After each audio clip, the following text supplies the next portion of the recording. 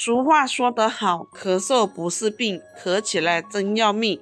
咳嗽本身并不是一种疾病，而是身体自我保护的一种反应，用来清除呼吸道内的异物或病原体。在日常生活中，可以通过饮用足够的水，避免刺激性食物和环境，保持室内空气湿润等方式缓解咳嗽的症状。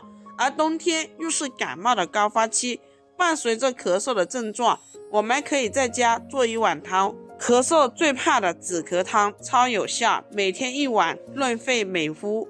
首先准备半个洋葱，然后把它切成小块，切好的洋葱把它抖散。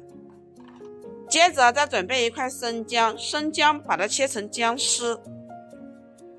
再接着准备半个苹果，苹果也切成薄片。煮熟的苹果来吃也是可以止咳化痰的。接下来把这几种食材全部放入砂锅中，加入适量的清水，盖上盖子，大火煮开，小火煮5分钟。因为苹果和洋葱本身就很容易熟的，时间到了之后放一点红糖或者冰糖。如果咳嗽咳的痰是稀白的，就放红糖；如果是很浓稠又黄的，就放冰糖。然后把它盛入碗里，就可以慢慢享用。苹果和洋葱中的营养成分和温热作用，可以缓解喉咙的干燥和炎症，减少咳嗽的刺激，从而起到一定的止咳效果。